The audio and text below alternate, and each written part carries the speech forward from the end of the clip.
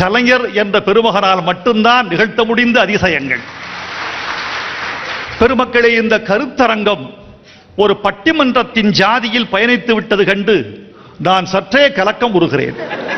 கருத்தரங்கத்தில் அவரவர் கருத்துக்களை வெளிப்படுத்தி தங்கள் கொள்கைக்கு ஆதரவு தேடுகிற இந்த திருக்கூட்டத்தில் அடுத்த தலைப்பின் மீது ஒரு சின்ன தாவுதலும் உரசலும் இருந்தது கண்டு நான் சற்றே கலங்கி போனேன். என் தலைப்புக்கு ஆபத்து வந்துவிடுமோ என்று அஞ்சினேன். ஆனாலும் கூட பெருமக்கள் என்னை பாதுகாத்திருக்கிறீர்கள். என் ஆருயிர் அண்ணன் ஜெகத்ரட்சகர் அவர்கள் ஒன்று சொன்னார், பேச்சாற்றல் தான் சிறந்தது, கலைஞருக்கு அதுதான் உகந்தது. நான் வள்ளுவனையே கேட்டேன், சொல்வன்மை என்று வள்ளுவன் பேச்சாற்றலுக்குத்தான் அதிகாரம் வைத்திருக்கிறானே தவிர எழுத்தாற்றலுக்கு என்று அதிகாரம் வைத்திருக்கவில்லை என்று சொன்னார். அண்ணன் ஜெகத் அவர்களே, திருவள்ளுவர் சொன்னதை நீங்கள் திருவள்ளுவரின் குரல் வழி உணர்ந்தீர்களா, விரல் வழி அறிந்தீர்களா?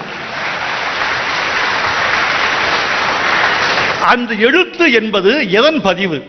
இன்னொன்று, பேச்சு என்பது சர்க்கரை என்று சொன்னீர்கள்.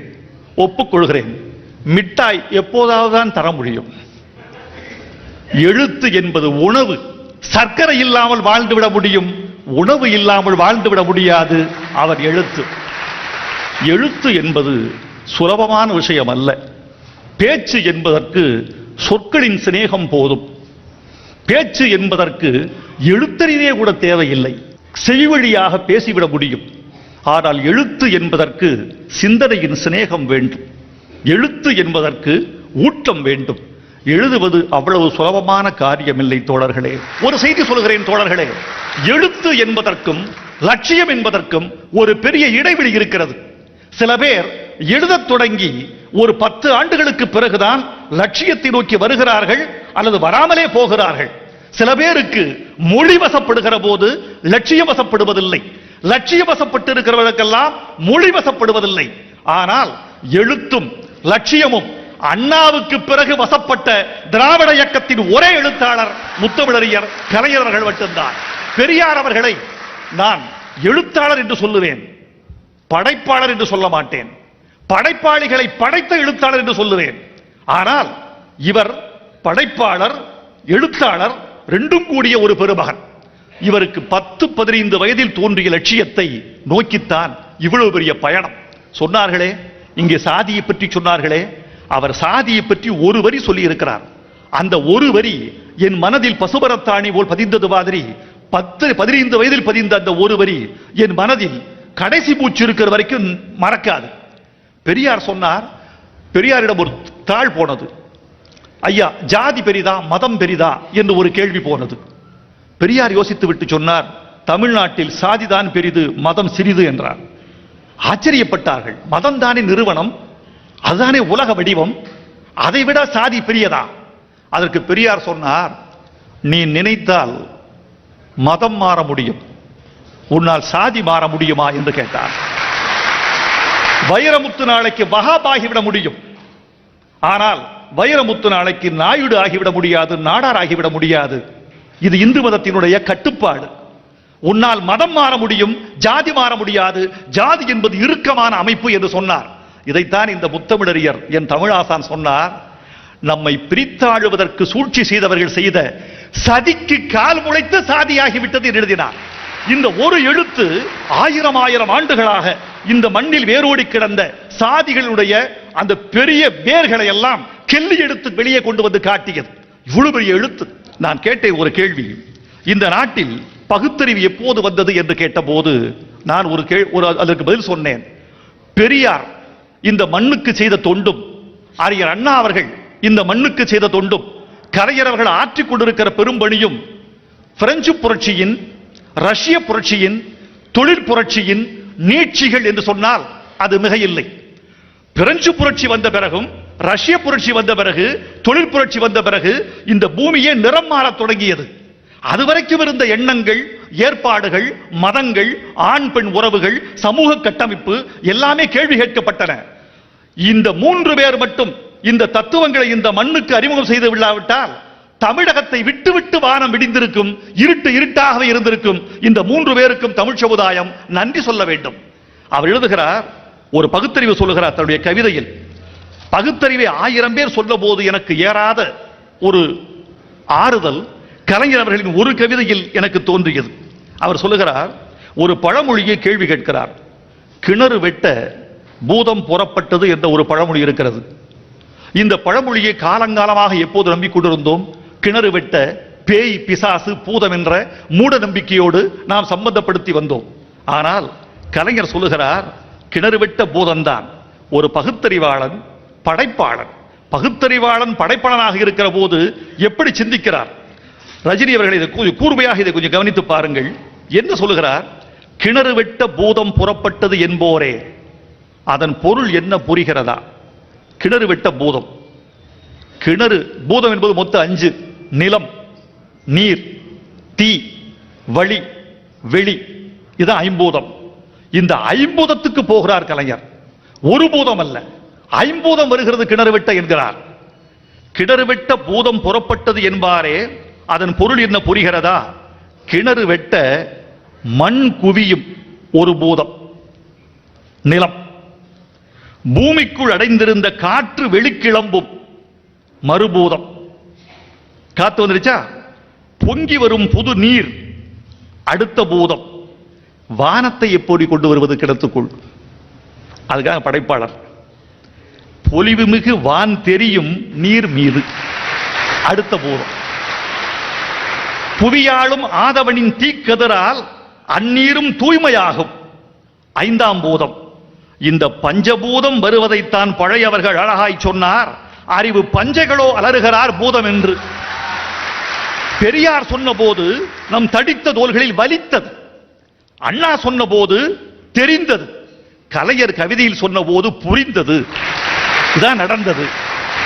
ஒரு படைப்பாளியாக இருக்கிற பகுத்தறிவாளன் தன் கருத்துக்களை சொல்லுகிற போது, தமிழுக்கான அழகியலோடு சொல்லுகிற போது எவ்வளவு ஆற்றல் வருகிறது. பகுத்தறிவு பற்றி பேசுகிறார்கள் நண்பர்கள். இந்த பகுத்தறிவு என்ற தத்துவத்தை நான் பார்க்கிறேன். ஒரு மனிதன் ஒரு கொள்கையில் நிலையானவனாக இருப்பதுதான் அவன் வாழ்ந்த அடையாளம் என்று நான் நினைக்கிறேன். ஒரு கவிஞர், திராவிட இயக்கத்தில் மூத்து வளர்ந்த ஒரு கவிஞர் ஒரு நாள் என்னிடம் வந்தார். எனக்கு ஒரு மத நிறுவனத்திலிருந்து அழைப்பு வந்திருக்கிறது, எங்கள் கட்சியில் நீங்கள் சேர்ந்து விட்டால் 5 லட்சம் ரூபாய் தருகிறோம் என்கிறார்கள், என்ன சொல்கிறீர்கள் என்று கேட்டார். நான் சொன்னேன், ஒருவேளை நீங்கள் அப்படி கட்சி மாறிவிட்டால், ஒரு பணத்திற்கு ஆசைப்பட்டு நீங்கள் கட்சி மாறிவிட்டால், என் வீட்டு நூலகத்திலிருந்து உங்கள் நூல்களை எல்லாம் தூக்கி எறிந்து விடுவேன் என்று சொன்னேன். உங்கள் மீது கொண்ட மதிப்பால், உங்கள் கொள்கையின் மீது கொண்ட காதலால் என் வீட்டு நூலகத்தில் ஒரு நூல் இடம்பெறுவது அவ்வளவு சுலபம் இல்லை.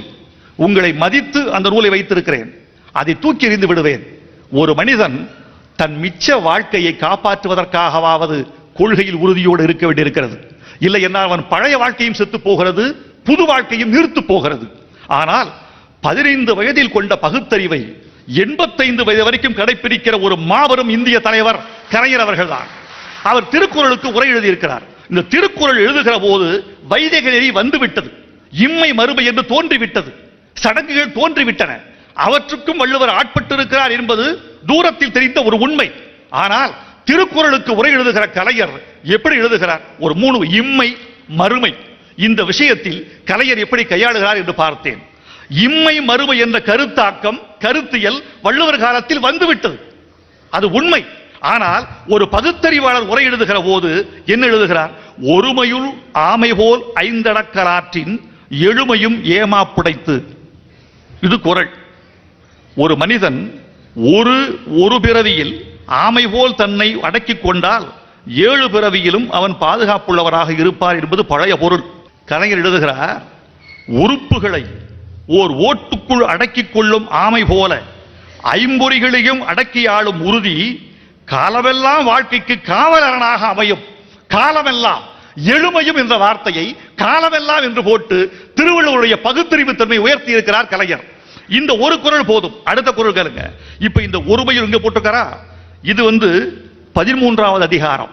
இந்த ஒருமை பன்மை என்பது 13வது அதிகாரத்தில் வருகிறது, 40வது அதிகாரத்தில் வருகிறது, 132வது அதிகாரத்தில் வருகிறது. இன்னொன்று, ஒருமைக்கண் தான் கற்ற கல்வி ஒருவருக்கு எழுமையும் ஏமா புடைத்து. சரி, அறத்துப்பாலில் வள்ளுவரை காப்பாற்றி இருக்கிற கலைஞர் பொருட்பாலில் புறம்படுவாரா என்று துருவி துருவி ஆராய்ந்தேன். அங்கு வந்து பார்த்தால் ஒரு மனிதன் ஒரு தலைமுறையில் கற்கும் கல்வியானது 7 தலைமுறைக்கும் பாதுகாப்பாக அமையும் என்று அங்கும் தன் பகுத்தறிவு முத்திரையை குவிக்கிறார் கலைஞர். ஒரு பகுத்தறிவு எழுத்தாளன் தன்னுடைய பழைய கொள்கையிலிருந்து விடுபடாமல் பழைய கருத்துக்களுக்கு கூட புதிய உரம் கூட்ட முடியும் என்பதை கலைஞர் அவர்கள் மெய்ப்பித்திருக்கிறார். புறவி நுணுக்கத்திலும் அப்படித்தான். இம்மை பிறப்பில் பிரியலம் என்றேனா கண்ணிறை நீர் கொண்டனள் என்ற ஒரு குரல் இருக்கிறது. இந்த பிறவியில் பிரிய மாட்டேன் என்று காதலன் சொல்லுகிறான். அப்படியானால் அடுத்த பிறவியில் பிரிந்து விடுவாயா என்று அவள் அழுதாள் என்பது பழைய பொருள். கலைஞர் எழுதுகிறார், ஓ அடுத்த பிறவி ஒன்று உண்டோ, அப்படி இருந்தால் பிரிவாயோ என்று அவள் அழுதாள். இந்த ஒரு நுணுக்கத்துக்காக உங்கள் கைகளை பிடித்துக் கொண்டு பகுத்தறிவாளர்கள் ஒரு 100 ஆண்டு வரைக்கும் நீங்கள் முத்தம் கொடுக்க வேண்டும் உங்களுக்காக. அப்புறம் வசனம் என்பது ஒரு காலத்தில் எப்படி இருந்தது? சுவாமி, நாதா, ஏதோ சாமியாரும் சாமியார் மனைவியும் காதலிக்கிற மாதிரி இருக்கும்.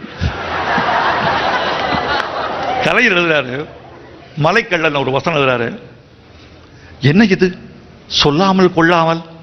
பூங்கோதை கேட்கிற மலைக்கள்ளர் வந்து தாவி வருவார் ஜன்னல் வழியா. பானுமதி பூங்கோதை, என்ன இது சொல்லாமல் கொள்ளாமல். அதுக்கு மலைக்கள்ளன் வசனம் திருப்பி, சோலையில் தேன் குடிக்க வரும் வண்டு தோட்டக்காரனை எழுப்பி சொல்லிவிட்டா வருகிறது. சிவாஜிக்கு நீண்ட வசனம் எழுத பேச முடியும். எம்ஜிஆர் அவர்கள் கலைஞரை பார்த்து கேட்பதெல்லாம், எனக்கு நீண்ட வசனங்கள் வேண்டாம், சின்ன வசனங்கள் போதும், எனக்கு தகுந்த மாதிரி எழுதி கொடுக்கணும் கேட்டுக்காரு. சரி பரவாயில்லை. அதுக்கு எழுதுறாரு, வரட்டுமா. மலைக்கள்ளன் கேட்கிறாரு, வரட்டுமா. பூங்கோதை பதறி போய், இங்கே உன்னருகே.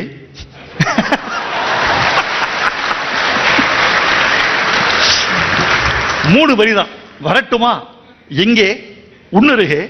எவ்வளவு நீள வசனம் எழுதிய, 10 நிமிடங்கள் மூச்சு விடாமல் பேசக்கூடிய வசனத்தை எழுதிய பெருமகன் அவர் எழுதுகிறார். அப்படி 3 வார்த்தைகள்ல என்னால் நான் சங்குக்குள்ளும் சமுத்திரத்தை அடக்க முடியும் என்று காட்டிய பெருமகன் கலைஞர் அவர்கள் மட்டும்தான். ஒரு படைப்பாளியுடைய மிக கூர்மையான விஷயமாக நான் கருதுவது அவன் கையாளுகிற உவமையை. உவமை என்பது ஒரு படைப்பாளியின் புலமை. உவமையுடைய ஆழத்தின் நீளத்தை பொறுத்துத்தான் அவன் எவ்வளவு படிப்பாளி என்பது தெரியும். நான் உலகத்தின் உவமைகளை எல்லாம் கூர்மையாக கவனித்து படித்திருக்கிறேன். ஒரு 4 உவமைகளில் நான் மெய்மறந்திருக்கிறேன். ஒன்று காளிதாசன் உவமை, இன்னொன்று ஷேக்ஸ்பியர் உவமை, இன்னொன்று இக்பாலின் உவமை, அடுத்து நான் பெரிதும் மயங்கியது கலைஞர் உவமை. காளிதாசன் சொல்லுகிறான், ரகுவம்சத்தில் லவன் ஊர்காவலுக்கு போய்விட்டு தன் அறைக்கு திரும்புவான். பூட்டப்பட்ட அறை, உள்ளே திறந்து பார்த்தால் அந்த நகரத்தின் காவல் தேவதை அங்கே இருப்பாள். ஜன்னல் திறக்கவில்லை, கதவு உடைக்கப்படவில்லை, சுவரில் துளை இல்லை, ஆனால் காவல் தேவதை உள்ளே அமர்ந்திருக்கிறாள். லவனுக்கு ஆச்சரியம், பூட்டப்பட்ட வீட்டுக்குள் ஏதொரு வாயிலும் இல்லாமல் எப்படி இந்த தேவதை உள்ளே நுழைந்தது என்று சொன்னபோது அவன் சொல்லுகிறான், கண்ணாடிக்குள் விழுந்த பிம்பம் கண்ணாடியை காயப்படுத்தாமல் உள்ளிருப்பது போல் அந்த தேவதை அறைக்குள் இருந்தாள். இப்படி சின்ன வயது படித்துட்டு ரகுவம்சத்தை நெஞ்சில் வைத்துக் கொண்டு இரவெல்லாம் ரசித்துக் கொண்டே இருந்தேன். ஷேக்ஸ்பியர் சொல்லுவான், கார்டீலியா என்ற ஒரு 3வது மகள், கிங் லியரின் 3வது மகள், அவள் சிரித்துக்கொண்டே அழுவாள். அதை சொல்லுகிறான், என் மகள் சிரித்துக்கொண்டே அழுகிறாள், ஆஹா வானம் வீரடித்துக் கொண்டே மழை பெய்கிறது என்று சொல்லுவான். மகாகவி இக்பால் ஒரு கொடியிலிருந்து பூக்கள் உதிர்வதை பார்த்து கொண்டே இருக்கிறான். அடப்பாவி, தன்னுடைய செல்வம் கொள்ளை போது தெரியாமல், உதிர்வது தெரியாமல் அந்த கொடி என்ன செய்கிறது என்ற கேள்வியை கொடியை பார்த்து கேட்கிறான். கேட்டுவிட்டு சொல்லுகிறான், தூங்கும் குழந்தையின் கைகளில் இருந்து நழுவி விழும் பொம்மைகளைப் போல அந்த கொடியிலிருந்து மலர்கள் உதிர்ந்தன. தூக்கத்தில் தெரியாமல் விழுந்து விட்டது பொம்மைகள். உணர்வு இருந்திருந்தால் பொம்மையை குழந்தை விட்டிருக்காது, உணர்வு இருந்திருந்தால் பூக்களை கொடி விட்டிருக்காது என்று சொல்லுவான். இந்த 3 ஊமையை நினைச்சு பார்த்திருக்கேன். இது எல்லாவற்றையும் விட நான் ஒரு 14 வயதில் நான் ரசித்த ஓமை, அது உங்களுக்கு நான் நன்றி கடன் பட்டிருக்கிறேன். என்னை தமிழ் நோக்கி அழைத்து வந்த விஷயங்கள் எல்லாம் அவைகள் தான். அது ஒரு வித்தியாசமான பருவம். நிலாவின் உதயத்துக்காக கரட்டில் நின்ற பருவம், பட்டாம்பூச்சிகள் பிடித்து தோல்வியடைந்த பருவம், நதிக்கரைகளில் கூவுகிற குயில்களெல்லாம் எனக்காகத்தான் கூவுகின்றன என்று ஏங்கிய பருவம். அந்த பருவத்தில் உங்கள் தமிழ் வந்து என்னை உசுப்பியது. ஒரு ஊமை சொல்லுகிறார், எனது சுயநலத்திலே பொதுநலமும் கலந்திருக்கிறது. எதை போல? எனது சுயநலத்திலே பொதுநலமும் கலந்திருக்கிறது. எதை போல?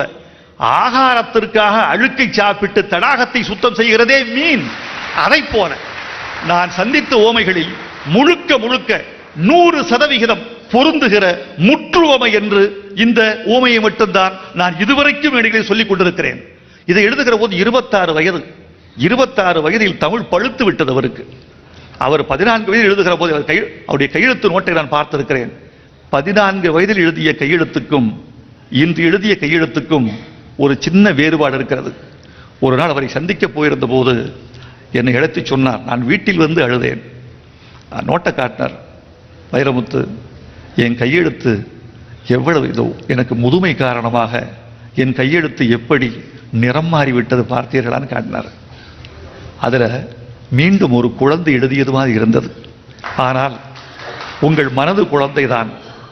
உங்கள் கையெழுத்து நடுங்கினாலும் ஐயா, உங்கள் எழுத்தின் திண்மையும் தமிழின் மேன்மையும் நடுங்குவதே இல்லை, அது வயதாகவதே இல்லை, அது வாழ்ந்து கொண்டே இருக்கும். உங்கள் எழுத்து எங்களுக்கு நம்பிக்கை கொடுத்தது. உங்கள் எழுத்து தமிழின் அழகியலை எங்களுக்கு காட்டியது. உங்கள் எழுத்து தமிழா இதுதான் உன் பகுத்தறிவு என்று சொன்னது. உங்கள் எழுத்து சுயமரியாதை எங்களுக்கு ஊட்டியது. உங்கள் கையெழுத்து தமிழனின் தலைவிதியை மாற்றியது. உங்கள் சட்டங்களுக்கு இடுகிற கையெழுத்து. எந்த பேனாவில் பராசக்தி எழுதினீர்களோ, எந்த பேனாவில் மனோகரா எழுதினீர்களோ, எந்த பேனாவில் சங்கத்தமிழ் படைத்தீர்களோ, எந்த பேனாவில் பொன்னர் சங்கம் எழுதினீர்களோ, எந்த பேனாவில் தென்பாண்டி சிங்கம் எழுதினீர்களோ, எந்த பேனாவில் பண்டாரக வண்ணீர் எழுதினீர்களோ, எந்த பேனாவில் கவிதை மொழி எழுதினீர்களோ, எந்த பேனாவில் காலப்பேழையும் கவிதை சேரையும் எழுதினீர்களோ, அந்த பேனாவில் தான் தமிழுடைய உணவு இருக்கிறது, தமிழனுக்கு மருந்து இருக்கிறது, தமிழுடைய ஆயுள் இருக்கிறது என்பதுதான் உங்களுக்கு இருக்க மிகப்பெரிய பெருமை. இன்றைக்கு வாழும் எழுத்தாளர்களில் யாருக்கும் இல்லாத ஒரு பெருமை கலைஞருக்கு மட்டும்தான் இருக்கிறது. நான் வாழும் எழுத்தாளர்களில் என்று அடிக்கோடிட்டு சொல்ல விரும்புகிறேன். இந்தியா முழுக்க நான் சொல்லுகிறேன், ஏன் உலகம் முழுக்க என்று சொல்லுகிறேன். இன்றைக்கு உலகத்தில் வாழும் எழுத்தாளர்களில் கலைஞருக்கு இருக்கிற பெருமை வேறு யாருக்கும் இல்லை என்கிறேன். எழுத்தாளன் கனவு காண்பான், நிறைவேற்றுவதற்கு யாராவது வருவான் என்று எழுதி போட்டுவிட்டு போவான். ஆனால் எவர் எழுதினாரோ அவரே அதை நிறைவேற்றுகிற பெருமை, அந்த பெரிய சிறப்பு முத்தமிழறிஞர் கலைஞர் அவர்களுக்குத்தான் உண்டு. உங்கள் எழுத்து என்பது 3 வகையான கோட்பாடுகள் கொண்டது. நான் பார்த்த அளவில் உங்கள் எழுத்து எங்களுக்கு தற்பாதுகாப்பு, உங்கள் எழுத்து எங்களுக்கு ஆயுதம், உங்கள் எழுத்து எங்கள் எதிர்ப்புகளை வேறு இருக்கிற சக்தி.